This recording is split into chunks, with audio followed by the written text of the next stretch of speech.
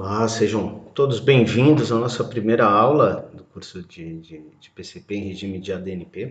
A gente vai começar com um conteúdo super importante, que é o conteúdo de previsão de demanda. Serão algumas aulas aí que nós teremos sobre. E falando um pouquinho sobre a importância da previsão de demanda, bom, primeiramente, para aqueles que não me conhecem, Marco Antônio Ferreira, sou professor da disciplina de PCP, vou estar ministrando esse conteúdo para vocês e espero que vocês consigam visualizar que a previsão de demanda é super importante para o PCP, né? Ou seja, se eu tiver uma boa previsão de demanda, eu consigo estabelecer um bom planejamento de produção. A partir do momento que eu tenho uma técnica errada, escolhida, eu passo a ter problemas na configuração do meu PCP, uma vez que a minha primeira entrada do PCP seria a demanda. Então, quais são as formas que eu tenho de realizar a previsão de demanda? Basicamente, você tem duas grandes técnicas aí que são utilizadas. Uma delas, uma técnica qualitativa, onde você tece uma série de coleta de informações e de forma qualitativa, você conversa com vendedores, diretores, eu vou falar um pouquinho disso mais à frente.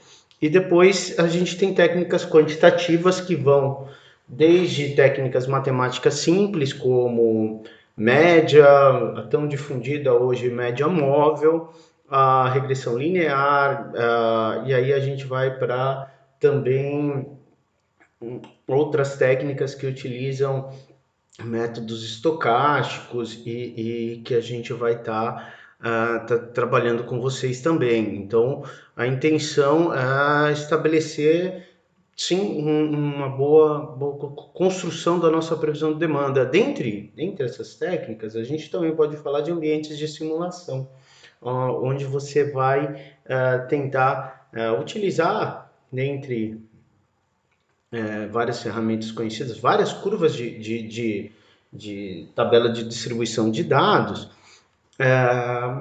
estabelecer qual seria uma previsão para um horizonte futuro. Então, hoje a gente já tem softwares robustos que fazem esse tipo de consolidação de informações.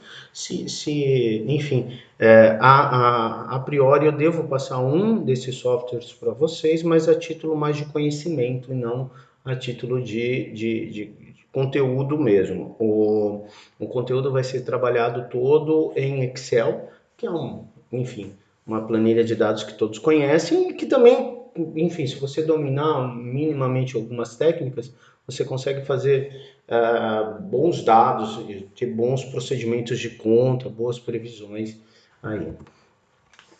Então, a previsão de demanda é, como eu falei anteriormente, uma base para todo o meu planejamento estratégico de produção, de vendas e finanças.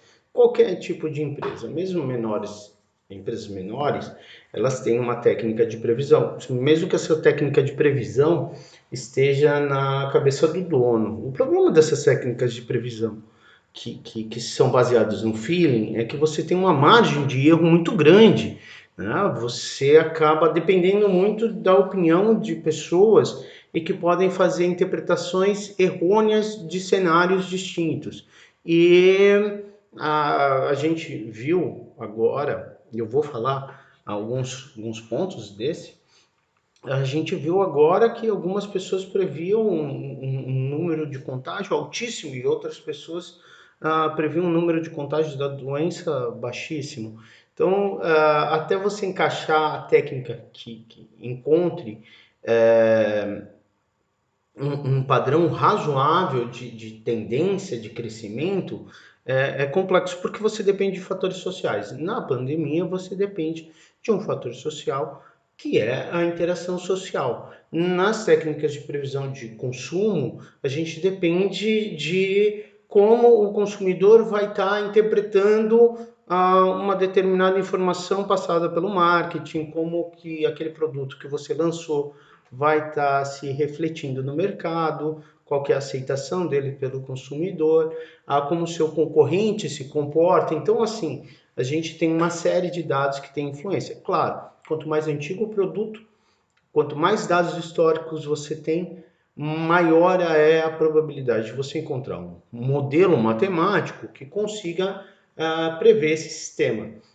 Então aqui as previsões são usadas pelo PCP em dois momentos distintos, para planejar o sistema produtivo e para planejar o uso desse sistema produtivo. Quando eu falo em planejamento do sistema produtivo, é dizer qual deve ser a capacidade que eu vou construir dentro da minha empresa para o atendimento da minha demanda. Isso é feito poucas vezes, mas ele é construído. E depois, que é a mais utilizada, é como que a gente vai utilizar esse sistema produtivo, ou seja, dependendo da quantidade de linhas de produção que a empresa tiver, você vai direcionar para atendimento da demanda de um produto específico. A previsão de demanda, então, a responsabilidade pela preparação da previsão normalmente é de um setor. Esse setor é o setor de marketing, o setor de vendas. Então, por quê? Porque são eles que estão em contato com o consumidor, são eles que acabam tendo essa responsabilidade dentro da organização. Porém, eu costumo colocar, se você perguntar para um bom vendedor se ele vai bater a meta dele de venda, ele vai falar assim, sim, mesmo que ele não acredite. O bom vendedor é aquele vendedor que ele acredita até o último dia do mês que ele vai visitar um grande cliente que ele vai vender. Então, um bom vendedor é essa pessoa que ela é otimista por natureza. Essa é uma característica de feeling, mas ela se enquadra bem em situações reais. Então, normalmente as previsões do departamento de vendas, elas não são previsões tão assertivas. E para o PCP, quando o departamento de vendas bate a meta dele de vendas, ou seja, ele vende mais do que ele pretendia vender, para a gente é ruim, e eu vou mostrar ao final da aula por quê, mas basicamente você vai ter, você planejou produzir 100 mil unidades, porque ia vender 100 mil unidades, vendeu 120 mil unidades. Na última semana do mês, como que você aumenta não em 20%, mas em 100% a tua capacidade de produção? Isso é impossível, é praticamente impossível, né? Então, o que acontece? A gente acaba gerando um departamento de vendas batendo a sua meta de vendas, normalmente para o setor de produção, para o PCP, acarreta num atraso na sua entrega. E aí o indicador do PCP fica com problema. Então, os motivos pelos quais o PCP deve realizar essa função previsão de demanda é a principal informação empregada pelo PCP na elaboração de suas atividades. Ou seja, se você não tem uma primeira entrada legal no teu sistema, a tendência é que tudo saia errado. E as empresas de pequeno e médio porte, não existe ainda uma especialização muito grande nessas atividades, ou seja, empresas de pequeno e médio porte, que são a maioria no nosso país, elas acabam não tendo uma técnica muito bem elaborada para fazer essa previsão de demanda, essa previsão de vendas. E aí o PCP acaba assumindo isso para si, porque a informação é super importante. Então, essa informação é, sim, em muitas empresas, parte integrante do departamento de PCP. Atualmente, as empresas estão buscando um relacionamento mais eficiente dentro da cadeia produtiva. Basicamente, é você criar relacionamentos de mais longo prazo e ter vendas um pouco mais firmes, né? Você não depender tanto dessa sazonalidade do consumidor. Só lembrando, eu falo de consumidor final para empresas que estão atendendo a consumidores finais e também falo de consumidores organizacionais, visto que muitas indústrias vendem para um elo subsequente na cadeia de produção, ou na cadeia produtiva, ou na cadeia de suprimentos, que seria atacadistas, varejistas e assim por diante. Elas não têm contato direto com o consumidor final. Então, vamos colocar aqui uma proposta de um modelo de previsão de demanda. É uma proposta, é só para a gente entender qual que é uma lógica que você deve ter na hora da construção desse modelo. Essa lógica acaba trabalhando com alguns elementos principais da gestão da demanda. Quando a gente fala em gerenciar a demanda, um dos elementos é a previsão da demanda, que isso é super importante, são as técnicas que a gente vai estar estabelecendo. Mas eu também tenho, a função da gestão da demanda é prometer prazo. Ou seja, eu tenho uma venda e tenho que prometer um prazo de entrega para o meu consumidor final. Se eu não tenho uma boa configuração na gestão dessa demanda, eu acabo prometendo um prazo e não entregando esse produto no prazo adequado. Eu vou colocar aqui um exemplo. Quem aqui nunca pediu, enfim, uma pizza e o atendente falou que a entrega seria em até 15 minutos e você demorou 1 hora para receber a sua pizza? Então, é uma promessa de prazo errada. Não houve uma avaliação correta de qual era a demanda em relação à sua capacidade produtiva. Outro elemento é priorização e alocação. Dependendo, você pode ter que escolher entre atender um cliente ou outro, entre entregar no prazo. Essas decisões são normais dentro da cadeia de suprimentos, dentro do PCP. Você vai atender um cliente maior, você vai atender um cliente menor, com uma demanda mais reduzida, enfim, são alguns elementos que a gente tem que estar estabelecendo. Um outro item ainda é a comunicação com o mercado. Então, essa comunicação com o mercado está diretamente ligada à influência sobre o mercado. Algumas empresas, elas conseguem, ora via publicidade, ora via propaganda, enfim, influenciar o mercado, óbvio, via preço também. Então, a gente tem vários exemplos de empresas que conseguem estabelecer novos níveis de demanda influenciando o mercado. Aqui, um processo básico de previsão de demanda. Para aqueles que eventualmente estiverem vendo no celular, isso daqui vai ficar um pouquinho pequeno, tá? Mas, enfim, o material está todo para vocês disponível, e eu espero que vocês também em PDF. Então, vamos lá, vamos tentar também dar uma olhada no material depois. Então, o processo de previsão de demanda, ele ocorre da seguinte forma. A gente vai ter aqui um dos elementos que é principal. Quais são os seus dados históricos de vendas? Ou seja, muito provavelmente aquilo que você vendeu no passado é aquilo que você vai vender no futuro. Você vai ter um comportamento sazonal, ou seja, ela se repete, a demanda ela tem tendências que se repetem. É claro que dependendo da campanha publicitária, do novo produto e etc., você tem uma variação no mercado, mas os comportamentos eles tendem a se repetir. Então, eu tenho dados históricos de vendas, dados de variáveis que expliquem essas vendas, ou seja, o que aconteceu naquele período. Tem um dado muito legal, e aí tem uma outra informação aqui, informações que explicam comportamento atípico. Comportamento atípico, normalmente você tem uma venda muito grande de refrigerantes num determinado período do ano, que é em dezembro. E, ocasionalmente, vamos colocar assim, poxa, dia 24, dia 23, você tem um aumento exponencial de vendas. Esse ano, especificamente, não houve esse aumento. O que aconteceu? Poxa, choveu durante 5 dias sem parar e as pessoas acabaram saindo menos de casa e o comportamento de consumo acabou sendo diminuído.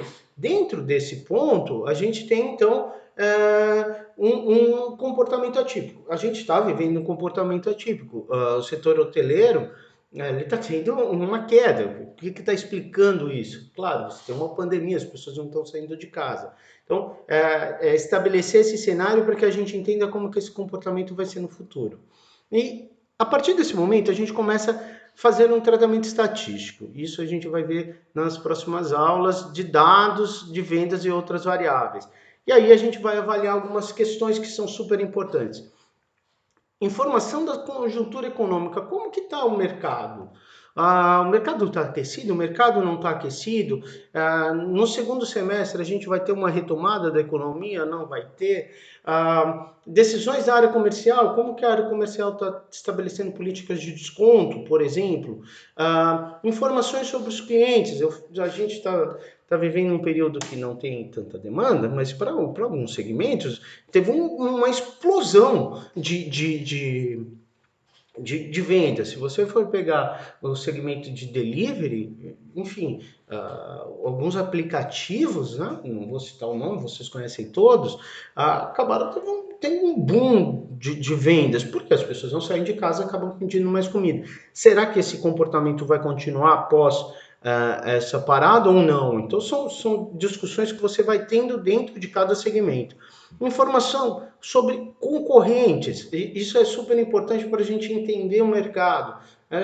Já que eu falei de aplicativos, em alguns momentos você tem que entender que tem novos entrantes no mercado. Por exemplo, se você tivesse uma frota de táxi, você vai ter que entender que chegou no mercado uma outra plataforma, uma outra forma de você se locomover e essa outra forma faz com que a tua demanda caia. Então, é uma informação sobre um possível concorrente e algumas outras informações sobre o mercado.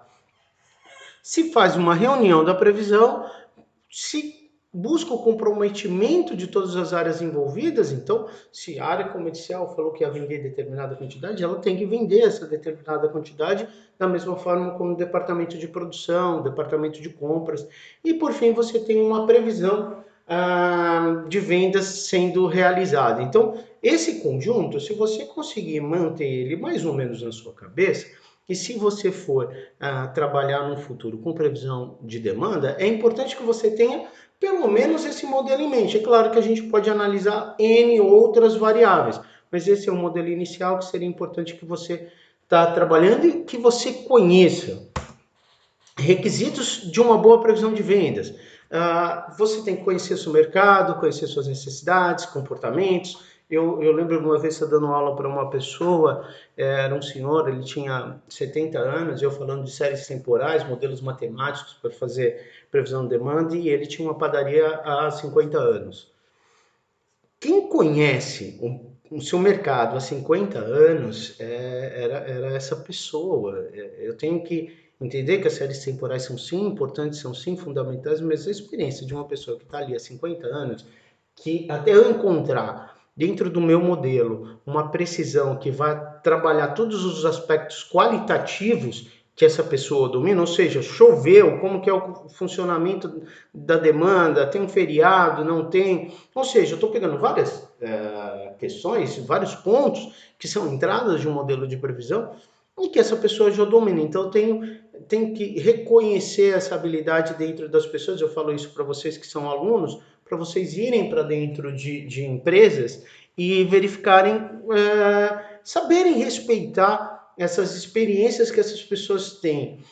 Conhecer os produtos e usos, o que vende mais em uma determinada época, o que vende menos, a análise de dados históricos, ou seja, análise desse comportamento estatístico, conhecer a concorrência, o seu comportamento, ou seja, como que o seu concorrente está, ele está lançando um produto novo, ele está com uma estratégia de preço diferenciada, isso faz com que você entenda o comportamento da demanda, conhecer algumas ações da empresa que afetam essa demanda, ou seja, se eu consigo fazer um comercial, ela afeta a demanda, se eu faço uma campanha de fidelização de clientes, isso tem um aspecto positivo. Formar uma base de dados que seja relevante para que você tome uma decisão, documentar essas hipóteses feitas na elaboração. É o seguinte, não é porque você errou na primeira previsão, porque ela não aconteceu, que você vai parar de fazer a previsão de demanda. O importante é que você verifique qual foi o erro e quantifique o erro, e que na próxima previsão de demanda você tenha um erro menor e assim por diante. Ou seja, é um processo de Kaizen, é um processo de melhoria contínua que a gente vai tendo. Um outro ponto, a gente tem aqui trabalhar com fatos e não com opinião. Né? A gente trabalha com dados. Então, o que aconteceu num determinado período passado? A opinião, ela é importante, ela é relevante, mas quando você consegue transformar essa opinião e respaldar essa opinião em fatos, você tem uma informação muito pertinente para tomar decisão. Articular diversos setores, e aí o principal setor seria vendas, mas não só vendas, como compras também seria importante estar trabalhando, e talvez departamento financeiro e assim por diante. Aqui, a gente só entendendo um pouquinho, esse daqui é um gráfico sobre... Você tem que entender qual é o momento do ciclo de vida do seu produto. Todo produto ele tem uma introdução no mercado, nessa introdução no mercado ele vende pouco, então ele tem normalmente um retorno pequeno para a empresa, depois ele tem um crescimento ao longo do tempo, esse crescimento faz com que o número de vendas aumente, é óbvio, a sua lucratividade também, ele tem um estágio de maturidade, ele tem um estágio de declínio. Nesse declínio ele chega a ser retirado do mercado. É importante que você tenha em mente, se você conseguir fazer uma classificação dessa, qual é o estágio do teu produto, porque se ele estiver em declínio, a tendência é que o número de vendas desse produto caia, por mais que você tenha ações de mercado. Eu dou sempre um exemplo, a Kombi ficou no mercado durante anos, mas no final ela foi até bem vendida, vendeu acho que 1.000 unidades, mas para colecionador. Ele já não tinha ele já era um produto defasado quando ele saiu no mercado. Então a gente tem todo esse estágio. É óbvio que hoje, em 2020, você tem esse ciclo de vida muito diminuído. Esses estágios são bem rápidos, assim, estágios em produtos eletroeletrônicos de 1 ano, 2 anos, né, entre crescimento, maturidade e declínio.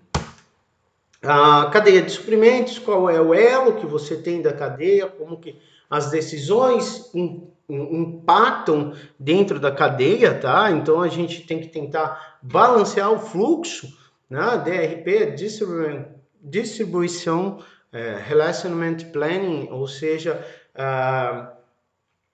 ou requisição, melhor dizendo, do planejamento de distribuição. Aqui a gente vai ter então, pessoal, todo um escopo da cadeia de suprimento que, se você tem ela desbalanceada, que é o que está acontecendo atualmente, basicamente você vai ter estoque onde você não precisa e falta de produtos onde você precisa.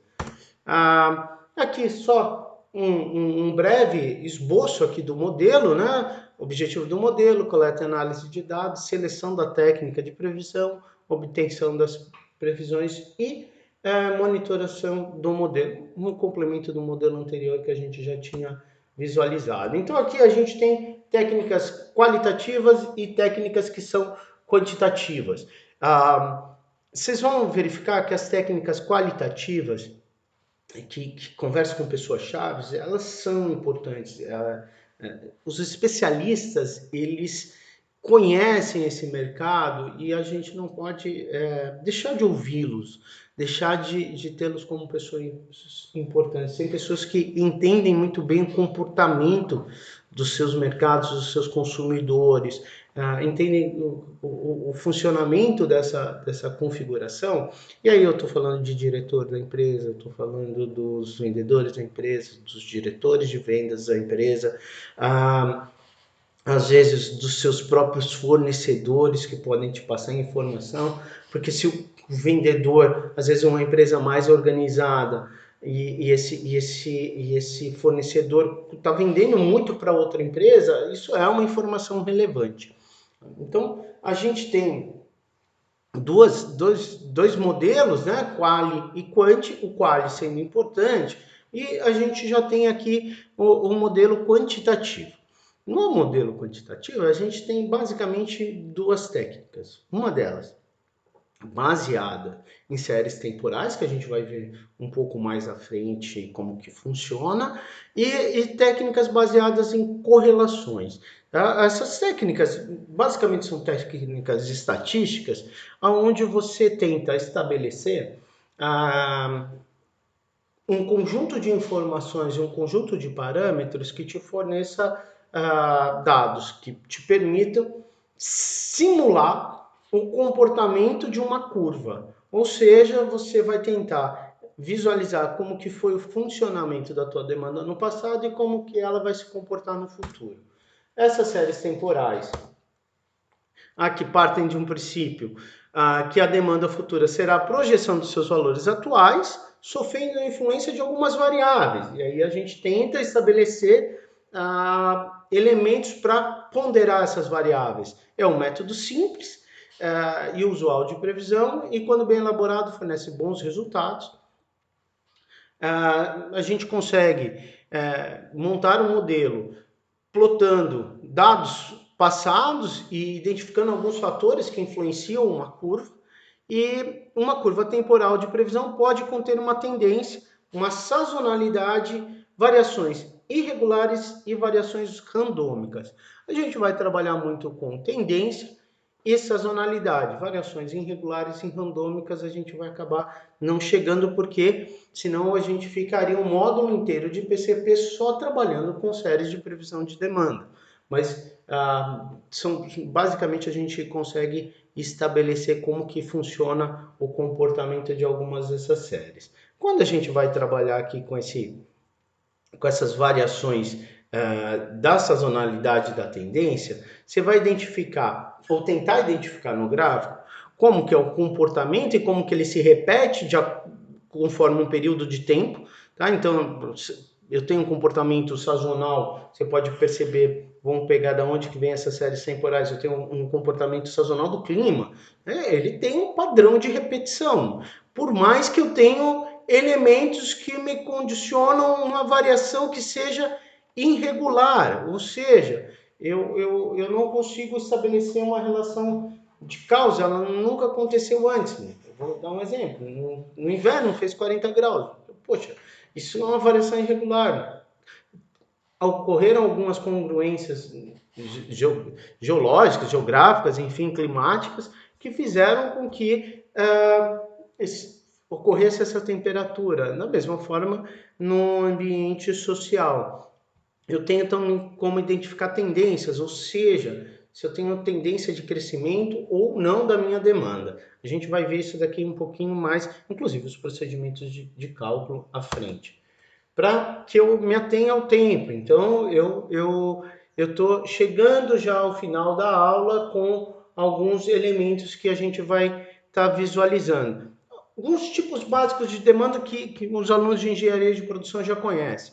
Eu tenho aqui um gráfico que indica uma forma de acompanhar, de estabelecer como que a produção vai se relacionar com a demanda. Então, eu tenho uma demanda com uma sazonalidade e a minha capacidade de produção acompanha ao longo do tempo a minha demanda, ou seja, eu vou tentar variar a minha capacidade de produção. Significa dizer que, ora, eu vou produzir 50 mil unidades, ora, eu vou produzir 100 mil unidades. Eu posso ter uma capacidade constante, significa que eu vou sempre produzir a mesma quantidade, por exemplo, 10 mil unidades, e a hora que eu vender 5 mil unidades, eu vou ter um acúmulo de unidades. Esse acúmulo vai ser utilizado quando eu tiver um excedente de demanda. Então, a gente chama isso de capacidade constante. Eu tenho também uma capacidade constante, só que ao invés de nivelar essa capacidade constante na média, eu nivelo a capacidade constante de produção no nível mais baixo da minha demanda. Então, eu vou ter sempre uma demanda não atendida. Poxa, Marco, que empresa que utiliza isso? Algumas empresas que trabalham com produtos premium. Se você for pegar Ferrari, etc., ela não vai ficar produzindo peças Ferraris para estoque. Ela produz sempre uma quantidade menor do que a sua demanda. E em alguns outros casos, eu tenho uma produção num nível muito maior do que a minha demanda. Poxa, qual empresa que utiliza isso? As estações de tratamento de água, ela sempre tem uma quantidade maior do que a sua demanda, senão vai faltar água. Então, dentro dessa forma, vai ter uma variação da forma como a produção vai atender a sua demanda.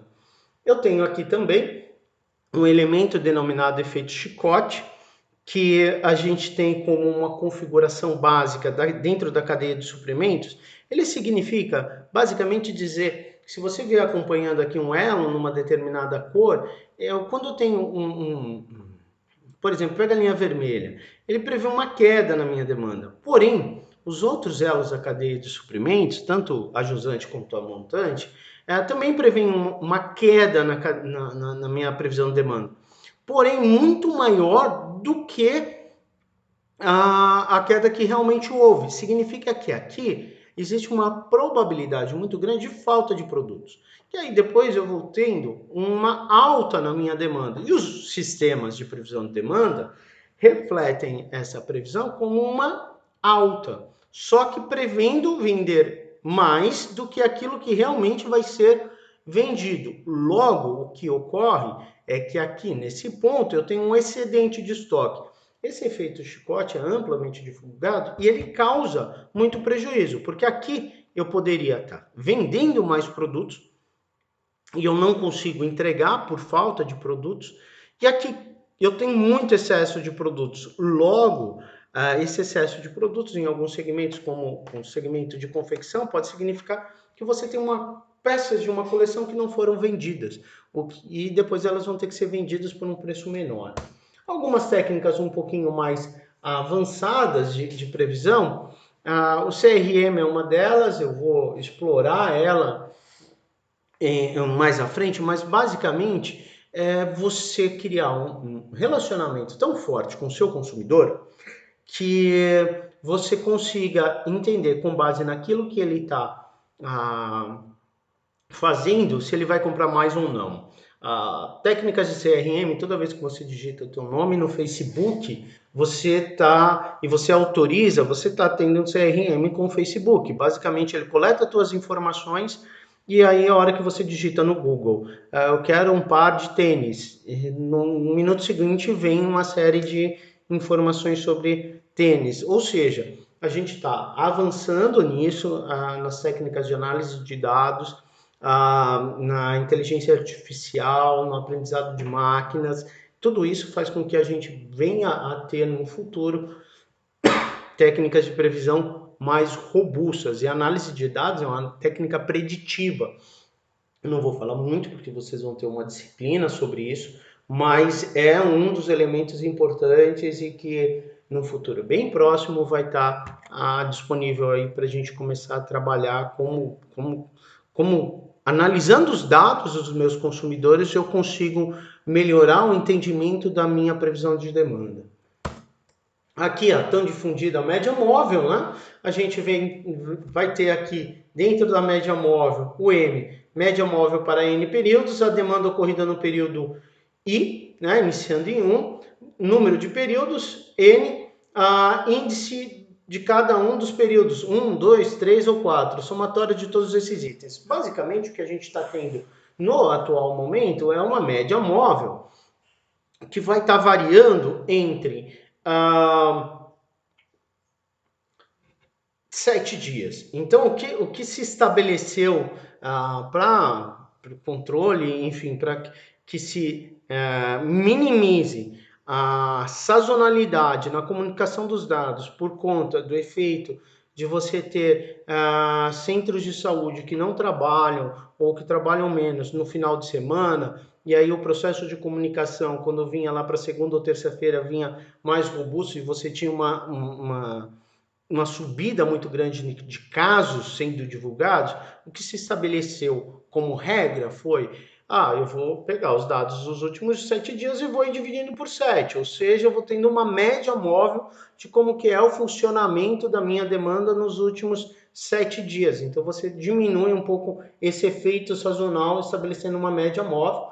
Aqui a gente vai ver na próxima aula o cálculo da média móvel, mas se a gente fosse calcular a média móvel aqui para um período de 3 períodos, você teria a soma 60 mais 50 mais 45 dividido por 3, você teria a média móvel do mês de abril. Depois você pegando os dados de fevereiro, março e abril, você somando e dividido por 3, você teria a média móvel para o mês de março e assim por diante, você estabelecendo previsões baseadas na média móvel. Uma outra forma que a gente tem aqui, bem rapidamente para expor para vocês, a gente tem aqui um conjunto de séries temporais, né? Ou melhor, a técnica de regressão linear, onde você tem y é igual a mais bx, onde y é a demanda, a é a ordenada origem ou a intercepção no eixo y, o b é o coeficiente angular, x é o período, n é o número de períodos observados. Você vai verificar que você teria todo um procedimento de cálculo grande para ser realizado, mas como aqui eu não estou ensinando matemática básica, vocês vão verificar que no Excel a gente consegue fazer isso com 2 cliques. Essa é a chamada para a nossa próxima aula. Na próxima aula a gente vê regressão linear, média móvel, média, já estabelecendo, eu tenho mais um ponto teórico, mas a gente já começa a estabelecer um mínimo aí de planejamento para vocês. Então aqui, quando você vai estabelecer a regressão linear, você tem um histórico. Você tem um histórico de vendas, né? Esse histórico de vendas tem uma sazonalidade. Quando eu faço uma regressão linear, basicamente o que eu estou fazendo é retirar essa sazonalidade e manter uma tendência. Essa tendência seria uma tendência de crescimento. Isso pode ser utilizado, por exemplo, no departamento de produção, ao invés de ele produzir na média, ele poderia estar produzindo, sempre aumentando a sua capacidade de produção mês a mês. Isso faria com que o seu estoque fosse diminuído. Vocês vão ver aqui que a previsão baseada pela média, eu não tenho essa tendência de crescimento. Né? Eu só simplesmente vou ter uma produção baseada na média. E aqui eu tenho 3 modelos sendo trabalhados, e a média móvel, vocês vão perceber pela linha amarela, é que ela me dá uma certa tendência do que está acontecendo. Se eu tenho um crescimento passado, ela vai me projetar para o próximo dado um crescimento. Se eu tenho um decréscimo, ela vai projetar para o próximo dado um decréscimo na minha previsão de vendas. Esses são modelos que a gente está estudando, tá? E que eles são importantes de vocês estarem conhecendo. E vocês podem perceber que tudo aquilo que a gente visualiza dentro da universidade, ele vai sendo utilizado, ou seja, no atual momento, os dados relacionados à pandemia estão sendo divulgados como uma média móvel, porque ela é o elemento que consegue diminuir essas influências que não estão relacionadas ao contágio e expor para a população um dado um pouco mais real. E a gente utiliza isso para o planejamento da capacidade produtiva. É um prazer, a gente se vê na próxima aula com mais algumas explicações sobre previsão de demanda. A próxima aula ainda tem um conteúdo teórico, mas depois a gente já começa a fazer algumas contas. Obrigado e até a próxima.